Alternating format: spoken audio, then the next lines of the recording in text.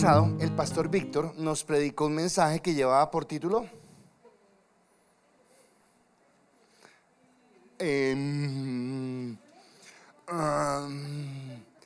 Asumiendo tu responsabilidad. Era el mensaje. Ese lo tenía a la punta de la lengua. Resulta que en esa predicación él nos hablaba de la necesidad de realmente entender quién era Cristo en nuestra vida y de tomarlo en serio en nuestra relación con Él. Y creo que no hay nada más real que eso, la necesidad de poder tomar a Cristo y decir: Cristo, quiero vivir para ti, quiero caminar para ti, quiero entregarte mi vida.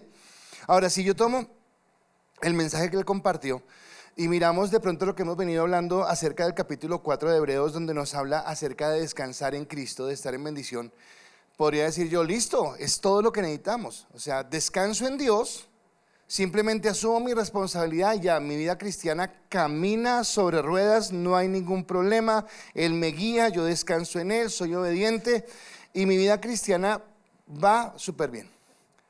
Hay un problema, y ese problema es que, no sé si a ustedes les pase, pero a mí me pasa muy seguido, y es que nuestra vida cristiana puede llegar a ser frustrante. Y usted me va a mirar: pastor, ¿cómo así que frustrante? No frustrante porque la vida cristiana sea frustrante, sino frustrante porque yo quisiera dar más de lo que doy, porque quisiera vivir más en santidad de lo que vivo, porque muchas veces entonces me equivoco, cometo un pecado, hago algo, ¡ay! Otra vez, y resulta que esa frustración no viene de cosas externas, sino viene de nuestro propio corazón. De que realmente yo quisiera amar a Dios más genuinamente, seguramente yo quisiera serle fiel a Él, seguramente quisiera llevar todos mis pensamientos cautivos a su obediencia, seguramente quisiera que Él tomara control de cada palabra que sale de mis labios, seguramente quisiera que en los momentos de adversidad Él tomara el control de mi carácter, quisiera tal vez tener la sabiduría para en momentos determinados actuar como Él actuaría, y cuando veo que no, ¡ay! Me frustro. Porque quisiera ser ese mejor cristiano, porque quisiera caminar como Él quiere, porque quisiera tener la paz que Él tiene. Pero tal vez, como dice Romanos, o el apóstol Pablo en Romanos, encuentro una lucha en mi vida, porque queriendo hacerlo lo que debo hacer, no lo hago, y resulto haciendo lo que no quiero hacer. Ahora, ¿solamente le pasa al pastor?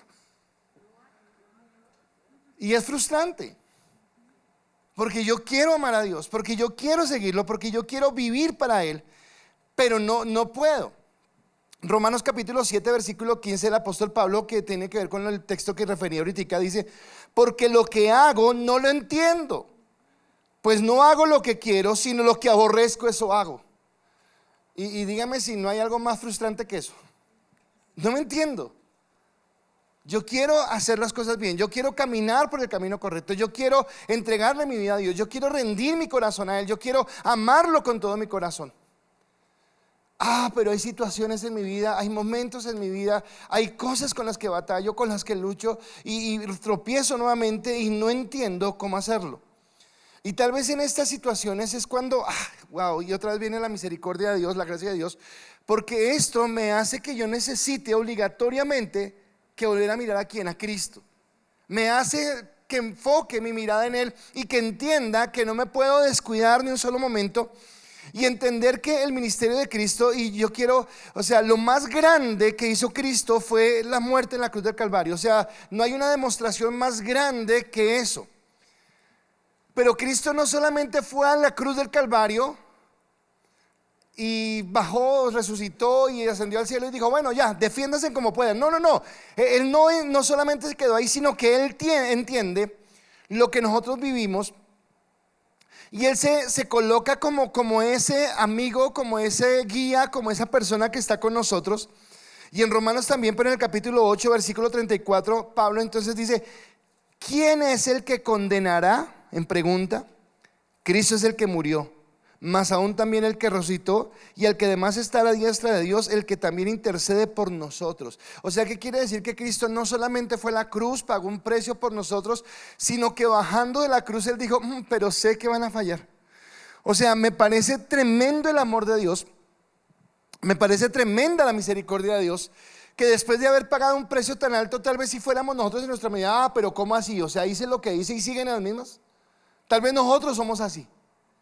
pero el Señor nos comprende y nos quiere seguir ayudando y nos quiere seguir apoyando y quiere seguir con nosotros. Así que el ministerio de Cristo sigue vigente. Y ahora quiero tomar algo del Antiguo Testamento porque tiene que ver con lo que estoy hablando. Y en el Antiguo Testamento, cuando Israel sale de la tierra de Egipto y están caminando en el desierto, en la organización que el Señor da, entonces obviamente el tabernáculo, todo lo que usted sabe, pero siempre hemos hablado de las 12 tribus de Israel, pero de las 12 tribus él se apartó una para él, la tribu de Leví. Y de la tribu de Leví él empezó a generar esos levitas, esos sacerdotes, y de esos sacerdotes iba a haber una persona que se iba a denominar el sumo sacerdote. Y ese sumo sacerdote, entre muchas responsabilidades que iba a tener, una de ellas era presentar los sacrificios a Dios en expiación por el pueblo. Pero ese sumo sacerdote que está en el Antiguo Testamento, y si lo logramos entender hoy, va para mí a ser glorioso, o sea, para mí ha sido una bendición, es entender que ese sumo sacerdote es una sombra de lo que Cristo va a hacer o es para nosotros en este momento. Por eso el título de la enseñanza hoy es Cristo, el gran sumo sacerdote. Cristo, el gran sumo sacerdote. Continuando con nuestra carta a los Hebreos, al final del capítulo 4, que es el que estamos terminando el capítulo 4. En el versículo 16 dice lo siguiente la palabra: acerquémonos pues confiadamente al trono de la gracia, para alcanzar misericordia y hallar gracia para el oportuno socorro. Ahora, si yo me quedara en este solo versículo, con este versículo tendría ya para desarrollar todo el mensaje, porque me está hablando de la gracia. Pero yo quiero llegar a ese mensaje, pero para llegar a ese mensaje yo quiero explicarle algunas cosas antes, para que usted entienda el peso y de la dimensión de lo que significa acerquémonos confiadamente al trono de la gracia. ¿Cuántas veces usted ha querido tener una cita con alguien que es muy influyente porque usted sabe que esa persona le puede ayudar? Qué sé yo, el presidente de una nación, el gerente de una empresa, el contacto que usted necesita, y usted dice, no, pero ¿cómo entro allá? O sea, ya no entra nadie sino el que tiene palanca o el que está muy cercano. Y acá estamos hablando de Dios y dice la palabra, acerquémonos confiadamente.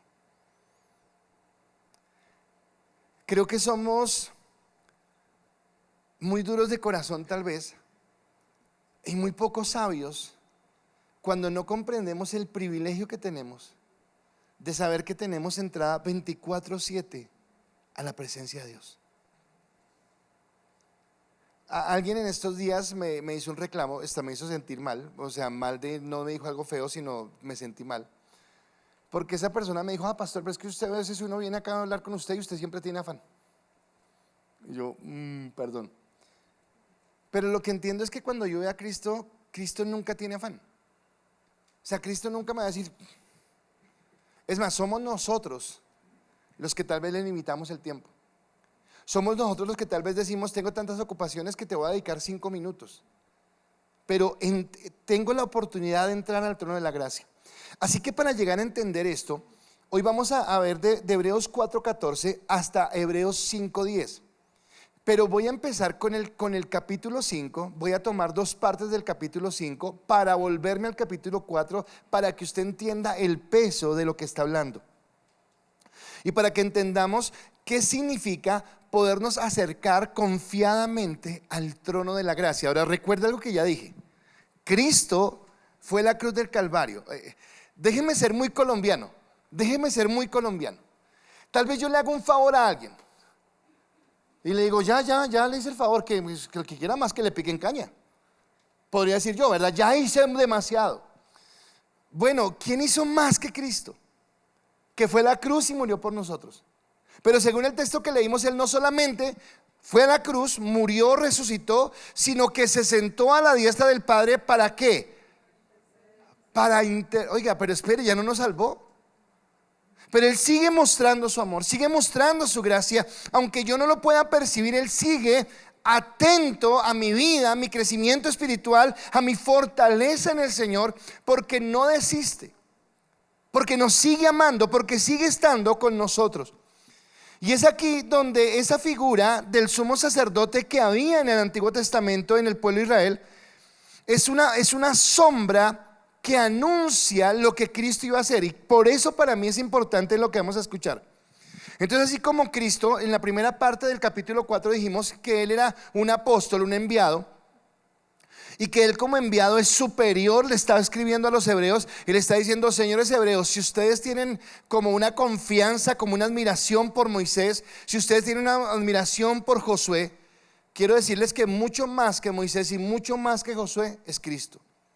Y ahora les está diciendo: señores judíos, si ustedes admiraban a los sacerdotes, si ustedes respetaban a los sacerdotes, si ustedes tenían una esperanza en esa genealogía sacerdotal que había, mucho más que esos sacerdotes soy yo, pero mucho, infinitamente mucho más, y de eso es lo que nos va a hablar. Así que la primera parte de esto empieza hablando de que el sumo sacerdocio intercedía por el pueblo. Es mi primer punto. Y estoy hablando de Israel, y estoy hablando de los sacerdotes que estaban allí, y ellos intercedían por el pueblo. Todos nosotros estamos relacionados, entendemos la figura del tabernáculo y entendemos la figura del sacerdocio.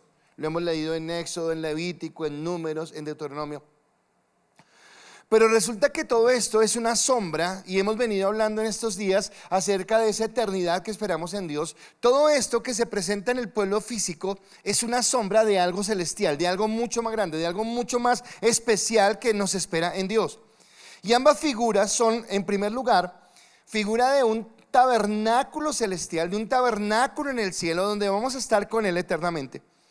Pero ese sacerdote también es una figura de Cristo y el lugar que Él ocupa en nuestra vida, de lo que Él hace por nosotros. Entonces en Hebreos capítulo 5, versículo 1 al 4, yo coloqué 5, no sé si aparece en sus notas 5, pero no es el 5 sino hasta el 4, dice: porque todo sumo sacerdote tomado de entre los hombres es constituido a favor de los hombres, en el que Dios se refiere, para que presente ofrendas y sacrificios por los pecados, para que se muestre paciente con los ignorantes y extraviados, pues que Él también está rodeado de debilidad, y por causa de ella debe ofrecer por los pecados tanto de sí mismo como también por el pueblo. Y nadie toma para sí esta honra, sino que el que es llamado por Dios, como lo fue Aarón. Ahora, en Hebreos lo que está empezando es hablar acerca del sacerdocio levítico, y empieza a tomar esta referencia, sacerdocio levítico. ¿Por qué hablamos de sacerdocio levítico? Porque viene de la tribu de Leví, porque viene de Aarón, que era hermano de Moisés, que fue en donde empezó el sacerdocio. Y dice que en primer lugar un sacerdote no era autoproclamado, no era elegido por voto popular, sino que era algo que era llamado por Dios. Dios se había apartado para él ese pueblo, y ellos eran los que iban a tener este privilegio de estar allí.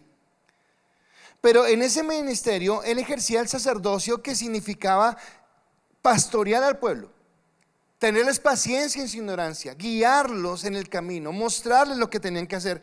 Pero lo magnífico de esto es que Dios no cogió a alguien sobrenatural. Pudo coger un ángel que no tuviera pecado y colocarlo a esto, pero no, cogió hombres comunes y corrientes. Tomó hombres que podían pecar, que podían equivocarse. Por eso cuando van a presentar la ofrenda delante del Señor, primero tienen que presentar una ofrenda por ellos mismos, porque ellos tienen que decir primero: Dios, pecamos, nos equivocamos, esta es nuestra ofrenda, primero límpianos, primero perdónanos, primero restituye nuestra relación contigo, y ahora queremos ir a representar al pueblo, porque lo que hace el sacerdote es interceder ante Dios por el pueblo. Entonces ahora queremos hacerlo de esa manera, y era lo que estaban haciendo. Pero entre las muchas labores que hacía el sumo sacerdote, pastorear, guiar, enseñar, aconsejar a las personas, había una que era la más destacada de todas, y sucedía una vez al año, y era la de entrar al lugar santísimo, una vez al año. El lugar santísimo, ¿qué era? El lugar donde estaba la presencia de Dios, el lugar donde estaba el arca del pacto, y ahí estaba la presencia de Dios. Y ese sumo sacerdote, el único, nadie más tenía ese privilegio, entraba una vez al año a ese lugar para dar su expiación por los pecados del pueblo, para reconciliar al pueblo con Dios. Y para esto tengo que ir a Levítico, y en Levítico dice la palabra, capítulo 16, versículos 6 al 10 de Levítico dice: Y hará traer a Aarón el becerro de la expiación que es suyo, y hará la reconciliación por sí y por su casa. Y después tomará los 2 machos cabríos y los presentará delante de Jehová a la puerta del tabernáculo de reunión, y echará suertes a Aarón sobre los 2 machos cabríos, una suerte por Jehová y otra suerte por Azazel. Y hará traer el macho cabrío sobre el cual cayere la suerte por Jehová, y lo ofrecerá en expiación. Mas el macho cabrío sobre el cual cayere la suerte por Azazel, lo presentará vivo delante de Jehová para hacer la reconciliación sobre él, para enviarlo a Azazel al desierto. Está hablando. Y ahora déjeme explicarle esto de una manera más gráfica. Quiere decir que el sumo sacerdote en ese día del año tenía que traer un becerro y 2 machos cabríos. El sumo sacerdote tenía una vestidura especial. Usted ha escuchado los pantaloncillos, la mitra, la blusa, todo lo que usaba era una vestidura especial. Y él ofrecía primeramente un becerro por su propio sacrificio, por lo que él había hecho. Ofrecía ese sacrificio por él y su familia, iba, lo sacrificaba, entraba al lugar santísimo. Entrar al lugar santísimo significaba atravesar la puerta del atrio, la puerta del lugar santísimo, del lugar santo, para entrar al lugar santísimo. Pónganle cuidado a todo esto, porque no lo digo por rellenar, sino que es importante. Entraba por todos esos lugares y derramaba la sangre sobre el propiciatorio. El propiciatorio era una laminita que tenía el arca del pacto, y sobre ella colocaba la sangre que los querubines entonces hacía que vieran, en lugar de estar viendo las tablas de la ley y todo lo que había dentro del arca. Una vez el sacerdote hacía eso, después entonces había dos machos cabríos, 2 cabros vamos a llamarlos. Y resulta que él había echado suerte sobre eso. No son dados de parques ni mucho menos. En el pectoral del sacerdote había algo que se llamaba el urín y el tumín. Y entonces con esas piedras él lanzaba, y eso le indicaba cuál macho cabrío iba a ser apartado para Jehová y cuál macho cabrío iba a ser apartado, dice ahí, a Azazel, para mandarlo al desierto. Y está hablando como de un demonio, pero está hablando para enviarlo al desierto. Ahora, pongan cuidado, porque todo esto miene algo que ver en lo que vamos a mirar más adelante. Después que le ofrecía el sacrificio por él mismo, tomaba el macho cabrío que había sido en suerte caído para Jehová, y lo sacrificaba, lo degollaba para expiación. ¿Qué es expiación? Que él derramaba la sangre del cordero. O sea que otra vez volvía al lugar de la propiciación y otra vez derramaba la sangre sobre ese lugar. Y lo que estaba representando ese macho cabrío era la purificación de los pecados del pueblo. Entonces, con esto, de una u otra manera, como que la sangre del cordero lo que hacía era pagar el precio por los pecados que el pueblo había cometido. Después de esto, él se cambiaba de vestiduras y salía del tabernáculo y salía de la tienda, se iba lejos y tomaba al otro macho cabrío y colocaba sus 2 manos sobre el macho cabrío. Y colocando sus 2 manos sobre el macho cabrío, él oraba confesando los pecados del pueblo. Señor, perdónanos porque, y sacaba la lista de los pecados que él reconocía que estaban haciendo. Una vez hacía esto, el macho cabrío lo soltaban y lo dejaban ir al desierto, que se perdiera en el desierto. Ahora, ¿qué significaba esto? Que ese macho cabrío se llevaba los pecados. O sea que el primero, el de Jehová, hacía expiación. Y el segundo se llevaba fuera del campamento los pecados del pueblo. Eso era lo que hacía el sumo sacerdote. Era entre sus oficios, este era el más importante. Ahora, entendiendo esto, el autor de Hebreos sigue diciendo que Cristo es el gran sumo sacerdote. Bueno, y todo eso que acabo de hablar, ¿qué tiene que ver con Cristo como el gran sumo sacerdote? Entonces el autor de Hebreos va a empezar a tomar referencias. Así como hablando del sacerdote en el Antiguo Testamento, toma Éxodo, toma Levítico, toma todo esto que tiene que ver con la ley. El autor ahora, cuando se refiere a Cristo, va a tomar citas del Salmo 2 y del Salmo 110, que son salmos mesiánicos y que apuntan al sacerdocio de Cristo. Y entonces del versículo 5 al versículo 10 del capítulo 5, recuerde que avanzamos al capítulo 5, dice lo siguiente: así tampoco Cristo se glorificó a sí mismo haciéndose sumo sacerdote, sino que él dijo, tú eres mi hijo, yo te engendré hoy, como también dice en otro lugar, tú eres sacerdote para siempre, según el orden de Melquisedec. Cristo en los días de su carne, ofreciendo ruegos y súplicas con gran clamor y lágrimas al que le podía librar de la muerte, fue oída a causa de su temor reverente, y aunque era hijo, por lo que padeció, aprendió la obediencia. Y habiendo sido perfeccionado, vino a ser autor de eterna salvación para que todos los que le obedecen, y fue declarado por Dios sumo sacerdote según el orden de Melquisedec. Ahora empiezo por lo último. El sacerdocio que había en el pueblo de Israel era un sacerdocio conforme al sacerdocio levítico. O sea, todos los que eran sacerdotes tenían que ser de la tribu de Leví. Pero Cristo no es de la tribu de Leví. Cristo es de la tribu de Judá. Pero el orden del sacerdocio de Cristo no es según el orden de Aarón, sino el orden de Melquisedec. Personaje misterioso que aparece solamente una vez en el Antiguo Testamento, y es cuando Abraham le entrega los diezmos de todo. Ahora, hay algo que yo quiero que usted entienda. Después, no voy a hablar de Melquisedec hoy, lo vamos a hablar más profundamente cuando lleguemos al capítulo 7 de Hebreos.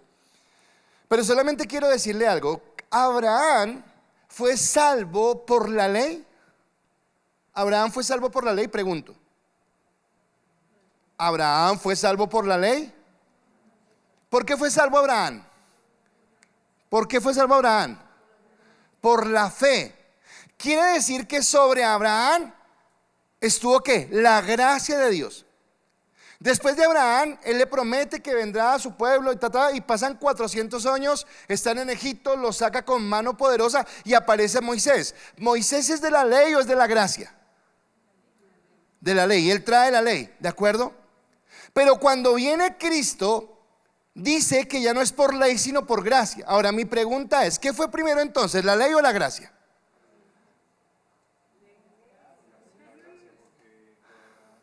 Porque en Abraham, quien fue salvo por su fe en Dios, fue llamado amigo de Dios. O sea que la gracia vino primero. Y en esa gracia aparece ese personaje misterioso llamado Melquisedec, que es el sacerdote que Abraham lo reconoce como sacerdote, y por él es salvo. Ahora, entendiendo esto, entonces quiero empezar a mirar algunas similitudes y algunas diferencias del sacerdocio de Cristo con referencia al sacerdocio de Aarón. Porque resulta que Cristo, entonces acá se amplía más el ámbito. ¿Por qué Cristo tenía que encarnarse como hombre? Porque en el Antiguo Testamento, cuando escogieron al sumo sacerdote, lo escogieron de entre ¿quién? De entre el pueblo. Hombres comunes y corrientes, tan normales como cualquiera, tan pecador como cualquiera, pero Dios los apartó para ese ministerio. Y Cristo se hace hombre para que, siendo hombre, Él pueda colocarse como sumo sacerdote. Ahora, ¿por qué era importante en Israel que el sumo sacerdote fuera de ellos? Porque era alguien que los podía entender. Porque era alguien que había vivido sus luchas, sus problemas, sus dificultades. Era un hombre que aún tal vez había caído en pecado. Por eso tenía que presentar un becerro. Alguien que sabía lo difícil que era, lo frustrante que es querer servir a Dios cuando lo queremos hacer y vemos que nuestras fuerzas no podemos. Un sumo sacerdote que tal vez dije en algún momento: Dios, te prometo que es la última vez que confieso este pecado. Dios, te prometo que ahora sí me voy a portar bien. Dios, te prometo que jamás me voy a volver a enojar. Y volvía y otra vez caía y entendía lo que pasaba. Por eso año a año iban a entregar ese sacrificio. Así que Cristo tenía que ser hombre para que Él entendiera lo que nosotros vivimos en ese contexto. Alguien que no se autoproclamara a sí mismo sacerdote, ni se nombrara a sí mismo, ni fuera elegido por el pueblo, sino fuera elegido por Dios. Por eso cita el Salmo 110, donde dice: y tú también serás sacerdote por el designio de Dios, porque es Dios el que lo coloca como sumo sacerdote. Ahora, cuando dice que Dios escuchó por su temor reverente sus súplicas pidiendo ¿qué? ¿Qué estaba pidiendo? ¿Usted puso atención a lo que decía el texto? Si no le puso atención, se lo leo otra vez. Dice, versículo 7: y Cristo en los días de su carne, ofreciendo ruegos y súplicas con gran clamor y lágrimas al que le podía librar de la muerte. ¿Por qué estaba clamando Cristo? Para ser librado ¿de qué? De la muerte. Y eso en el Nuevo Testamento, ¿dónde se dio? En el Getsemaní. donde Cristo le dice: Señor, si es posible, pasa de mí esta copa. Ahora, ahí están pasando dos cosas. Y en primer lugar es que me está mostrando la humanidad de Cristo. Porque siendo humano y siendo consciente de lo que venía, y es más consciente de lo que usted y yo podemos ser. Porque tal vez yo pensaría en mi humanidad y diría: claro, la cruz, los clavos, la corona de espinas, los látigos, la lanza. Podríamos pensar en eso. Pero Cristo sabía que había algo más doloroso que todo eso que acabo de mencionar. Y era saber que en un momento determinado toda la ira de Dios iba a caer sobre él por el pecado de la humanidad.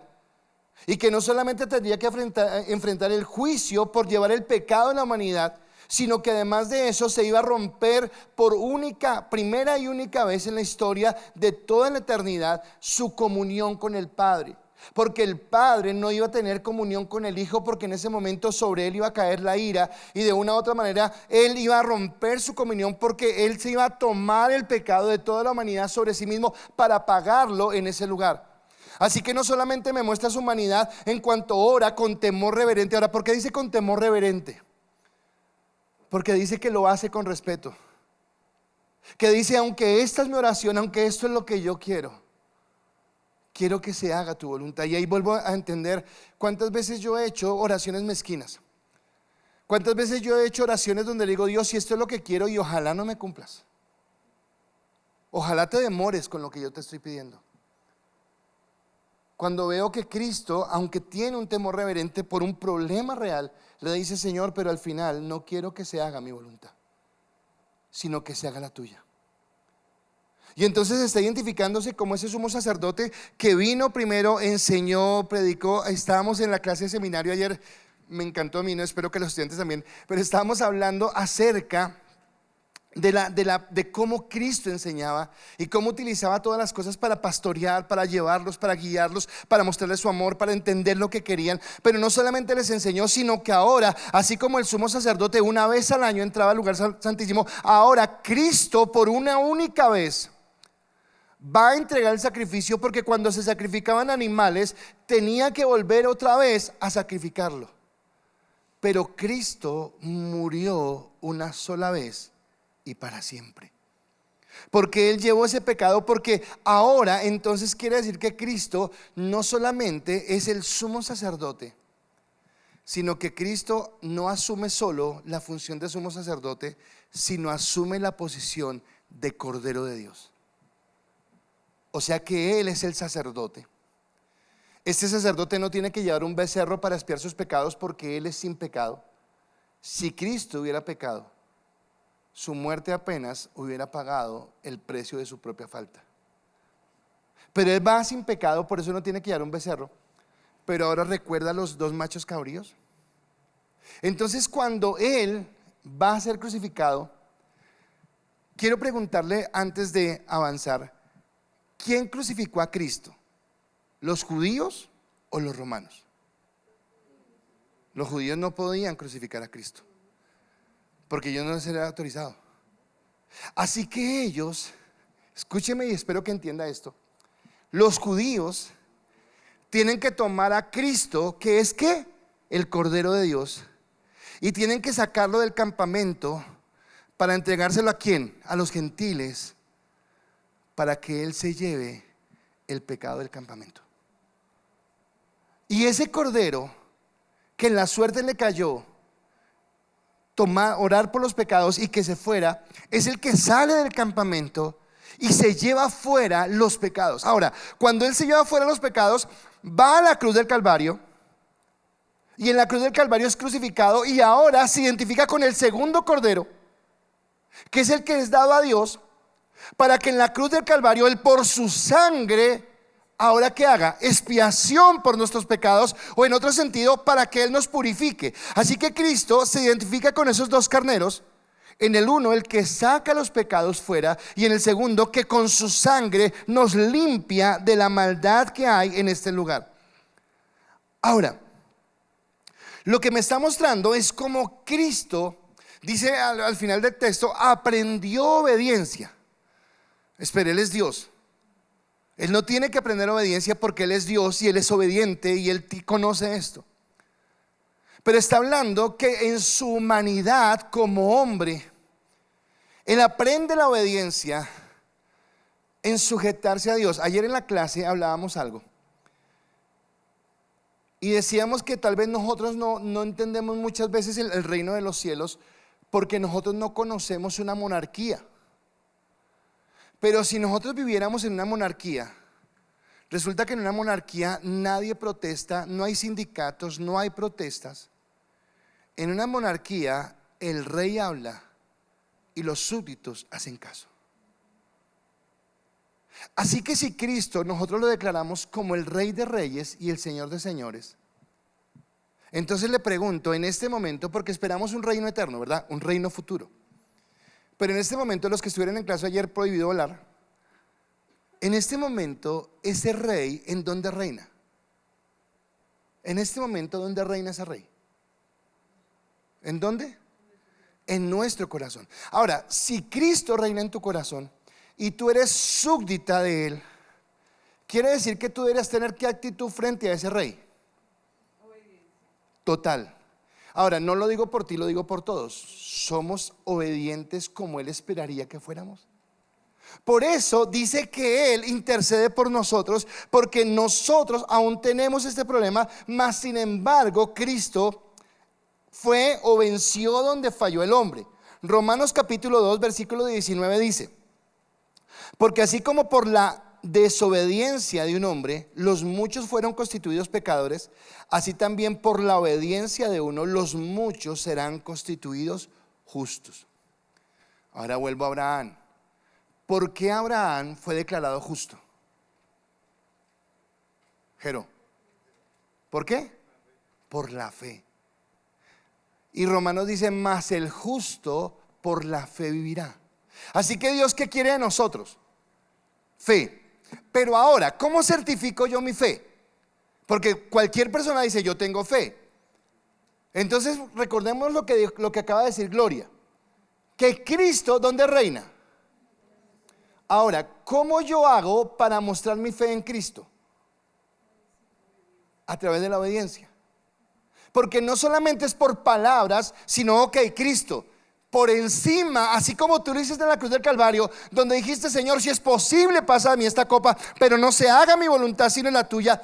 Dios, quiero a partir de ahora, en todas las áreas de mi vida, en todas las cosas que hago, quiero sujetarme a ti. Entonces resulta que todos tendremos cosas en donde nos es más fácil sujetarnos. Y habrá cosas donde yo miraría a Víctor y digo: ay, Víctor, pero ¿cómo nos va a sujetar en eso? Porque para mí es sencillo, ¿cómo usted no puede? Pero seguramente habrá cosas que para Víctor sean sencillas, pero para mí no, y a mí me cueste. Porque nuestros pecados, nuestras debilidades, nuestras situaciones son diferentes. Pero acá nos lleva a entender lo que hizo Cristo por nosotros. Pero ahora hubiéramos podido decir: ay, Cristo fue la cruz, que fue como empecé el mensaje, y ya, pues ¿qué más quieren? Cristo fue la cruz. Por favor, compórtese. Nos dijo el pastor Víctor el domingo: asuman su responsabilidad. Ay, pero entonces nos frustramos, porque entendemos, y escúcheme, esto no lo entiende el mundano, ni lo entiende la persona que está fría espiritualmente. Pero sé que todos acá en algún momento hemos vivido esto.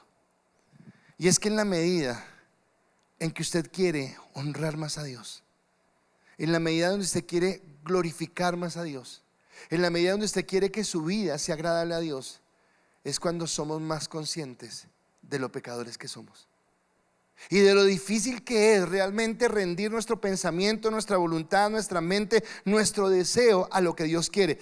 Por eso ahora entonces nos podemos acercar al trono de la gracia. Y habiendo desarrollado el capítulo 5, vamos al capítulo 4 nuevamente, y del versículo 14 al 16 dice la palabra: por tanto, teniendo un gran sumo sacerdote que traspasó los cielos, Jesús el Hijo de Dios, retengamos nuestra profesión, porque no tenemos un sumo sacerdote que no pueda compadecerse de nuestras debilidades, sino uno que fue tentado en todo según nuestra semejanza, pero sin pecado.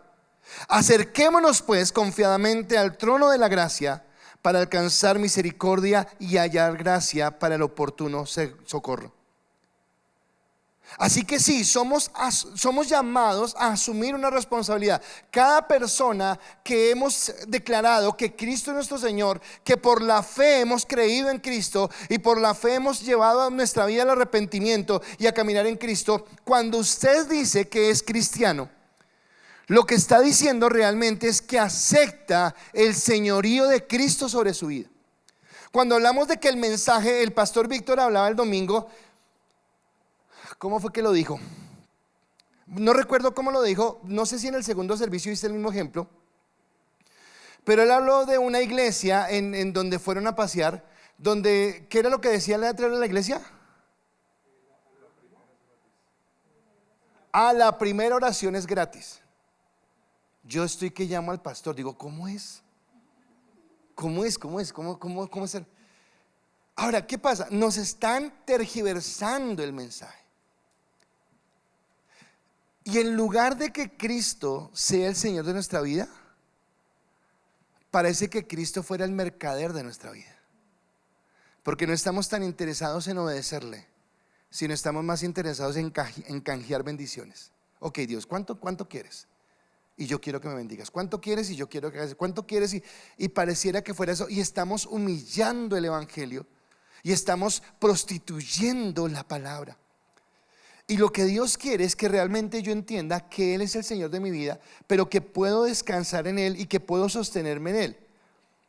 Porque dice que Él traspasó el cielo. Ahora, cuando el sumo sacerdote sacrificaba al becerro, entonces él sacrificaba el becerro afuera, y no sé cómo, pero entonces tenía que tomar la sangre y atravesar la puerta del atrio, la puerta del lugar santo y la puerta del lugar santísimo, llegar a donde estaba la presencia de Dios, derramar su sangre, después volver a atravesar nuevamente para ahora sacrificar el macho cabrío que había sido para Cristo, tomar su sangre y nuevamente atravesar el atrio, atravesar la puerta del lugar santo y del lugar santísimo para llegar a la presencia de Dios. ¿Y cómo llegaba? No podía llegar con las manos vacías.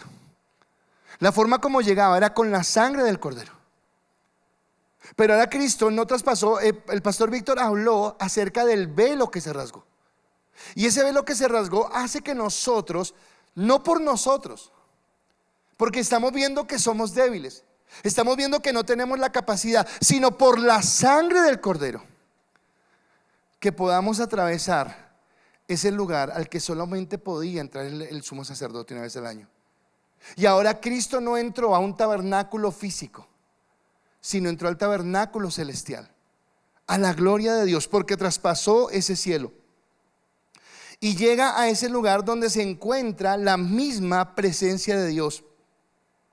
Por eso hablamos de que el velo se rasga. Y aunque recuerdan que el sumo sacerdote era elegido de alguien que pudiera comprenderlos en el pueblo hebreo.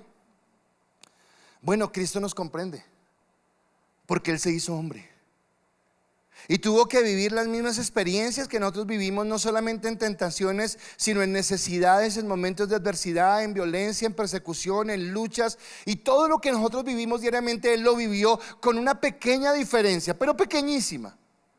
Él nunca pecó. Pero por eso nos comprende. Y cuando nosotros sentimos, y nuevamente tengo esto, y déjeme hablar en primera persona, pero quiero, que usted lo quiere tomar, tómelo para usted, pero quiero tomarlo en primera persona. Cuando me siento frustrado, cuando siento que tal vez no soy digno, que no hago lo suficiente,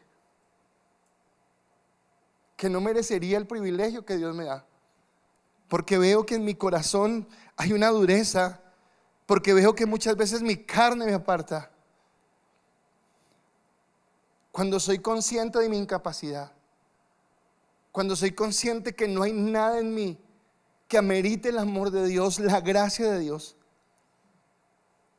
es cuando reconozco mi debilidad. Y Dios me permite reconocer mi debilidad, porque cuando reconozco mi debilidad, solamente hay un lugar al que puedo mirar. Y ese lugar al que puedo mirar es a Cristo. Y levantar mis manos y decirle: Señor, es imposible. O sea, yo no puedo en mis fuerzas. Yo no puedo. Y ahí es cuando Él me dice, entonces entra al trono de la gracia confiadamente para alcanzar el oportuno socorro, la misericordia. Porque en Juan 6:37, y ese es el privilegio que usted y yo tenemos, en Juan 6:37 dice, todo lo que el Padre me da, está hablando Cristo, vendrá a mí, y al que en mí viene no lo echo fuera.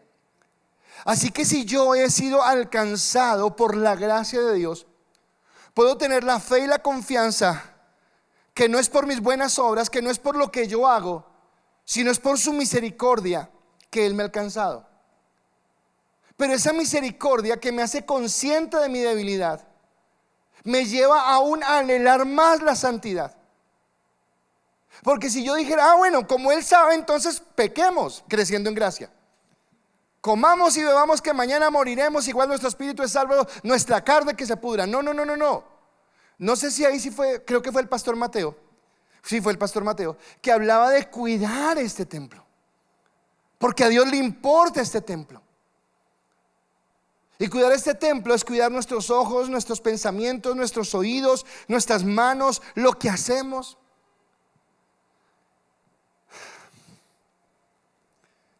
Pecamos con una liberalidad. Mentimos con tanta naturalidad. Sacamos nuestro orgullo, nuestra arrogancia. Pero cuando yo quiero realmente caminar en Dios, mi anhelo va a ser Dios. Quiero ser santo para ti. Y quiero doblegar mis pensamientos, mis deseos, mis pasiones delante de ti.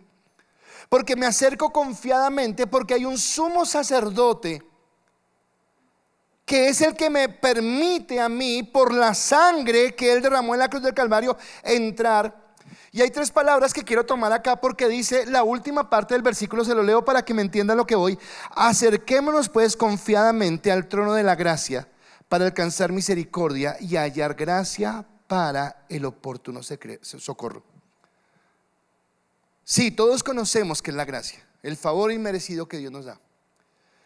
Pero esa gracia se le da a alguien que es culpable. Entonces la palabra gracia es que yo realmente no lo merecía, porque lo que merecía era el castigo. Mas sin embargo no es impunidad, porque si hubo alguien que pagó el precio por mi pecado, si hubo alguien que padeció lo que yo tenía que padecer, y fue ese cordero que fue llevado a la cruz del Calvario y que derramó su sangre para que mi pecado fuera expiado. Pero no solamente fue ese cordero que pagó el precio, sino fue ese cordero que fue sacado del campamento para que se llevara de mi contexto el pecado, para que yo pudiera ser libre de esa bendición. Así que no, la gracia no se la da a alguien que mereció el favor, porque si yo hubiera merecido el favor no sería gracia, sino siendo culpable Él me perdonó. Pero dice que no solamente dio gracia, sino que dio misericordia. Y quiero entonces ampliarle también el concepto,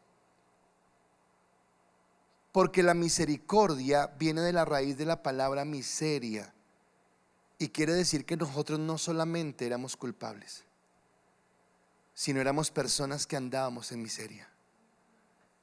Porque todo el que anda en pecado, porque todo el que anda apartado de Dios es un miserable. Cuando el Señor habla en su mensaje a una de las iglesias, no recuerdo en este momento el nombre, dice: ¿y tú qué piensas que eres rica y millonaria? Tú eres un pobre, miserable, porque no me tienes. Y lo que está mostrando es que no solamente me dio su gracia porque soy culpable, o porque era culpable, porque Él ya pagó el precio, sino que me dio su misericordia porque yo vivía en miseria, y Él, a pesar de la miseria, me restituye. Nosotros somos levantados con el respeto que me merecen todos los seres humanos. Pero para que usted me entienda, nosotros éramos como las personas que usted puede encontrar en la calle del Cartucho. tirados en el piso por vicios. Tal vez usted diga, no, yo no tengo vicios, no tengo nada. No, pero esa es nuestra condición cuando estamos sin Cristo. Vidas miserables, y Él nos alcanzó con su misericordia. Así que si su gracia me alcanzó y si su misericordia me alcanzó, ahora puedo encontrar el socorro. Pero ¿qué significa el socorro? Que Cristo no se limitó a ir a la cruz del Calvario nomás y dijo, ahí ya pagué el precio, ahora verán ustedes qué hacen. No, Él sabe que nosotros, aún siendo cristianos, seguimos teniendo problemas con el pecado. Y ahora tomo otra vez la prédica del pastor Víctor, porque cuando yo realmente, ahora estoy hablando yo en primera persona, pero ahora quiero que lo tome para usted. Cuando nosotros decidimos tomar en serio a Cristo, seguramente vamos a tener muchas frustraciones, porque vamos a querer vivir como Él quiere que vivamos, y vamos a encontrar que en nuestra vida todavía hay crítica. Usted ya ni fuma, ni baila, ni toma apretado, ni baila apretado, como es el dicho del pastor, pero porque pensamos que esos son los pecados. Ay, sí, yo ya antes ya no hago eso. No, pero espere, Dios ya nos llama a algo más. Uy, el domingo vamos a hablar si tomamos leche o ya tomamos comida sólida, porque dice, ¿cómo así? ¿Todavía tiene necesidad de leche? Porque lo que está diciendo la palabra es que yo ya entiendo que hay algo más. Dios me está pidiendo la santidad perfecta. ¿Llevo mis pensamientos cautivos a la obediencia a Cristo? ¿Cierro mi boca para no decir palabras de las cuales me voy a arrepentir después? ¿Soy capaz de obedecer a Dios y renunciar a cosas que Él me está pidiendo que renuncie? Cuando tomo cualquier decisión en mi vida, por más difícil que sea la circunstancia, ¿es mi vida espiritual en lo primero que pienso? Porque me está hablando de la necesidad de caminar en Dios. Ahora pregunto, el apóstol Pablo, el apóstol Pedro, el apóstol Juan, ¿asumirían su responsabilidad? Pero obviamente tenían ese consejero, que era el Espíritu Santo, y tenían comunión con Él para que el sacrificio de Cristo fuera real y para que la intercesión que hace Cristo delante del Padre, estando a la diestra del Señor, fuera efectiva, porque el Espíritu Santo está en Él. ¿Cómo está hoy tu relación con el Espíritu Santo? No cómo tú sostienes tu vida espiritual. Y soy el primero que lo digo, tengo que tener cuidado cuando yo pienso que yo soy el que sostengo mi vida espiritual. Si yo sostengo mi vida espiritual, tengo que temblar, tengo que preocuparme, porque la palabra dice que el que piense que está firme, mire que no caiga. Así que me lleva a depender siempre ¿de quién? De Dios. Pero Dios fue a la cruz y no dijo ya, sino Él fue a la cruz, murió, resucitó, y ahora, como nuestro gran sumo sacerdote, intercede por nosotros.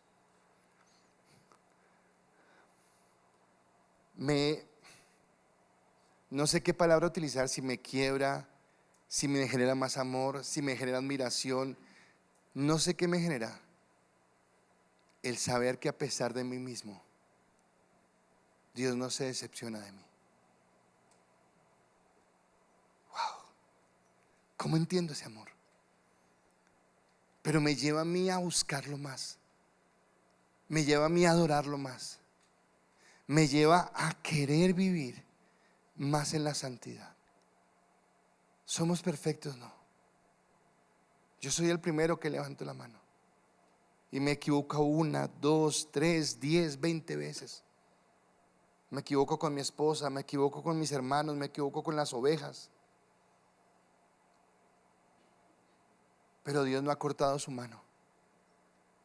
Y así como lo hace conmigo, lo hace con cada uno de nosotros, porque ayer decíamos en la clase, el fundamento del evangelio es el amor. Pero no es el amor de decoraciones, no es el amor de sentimiento, no es el amor de emociones. Es un amor que se muestra con hechos. El principal hecho fue la cruz del Calvario, pero ese amor sigue estando vigente, porque Él intercede por nosotros, porque Él nos guarda, porque Él nos cuida y porque Él quiere que lleguemos cada día a su bendición. Así que ese socorro trae sobre nuestra vida paz, ese socorro trae fe y ese socorro trae esperanza. Y yo no sé en serio si usted lo entendió, traté de hacerlo mejor, pero para mí fue especial ver cómo cada día descubro más el amor de Dios y descubro más la misericordia de Dios y descubro más a un Dios para el cual soy importante, el cual piensa en mí, el cual me tiene en sus oraciones. Y cuando hablo de mí también está hablando de usted, porque es por todos, porque Dios no hace excepción de personas, sino que Él nos ama a todos y por todos fue a la cruz del Calvario.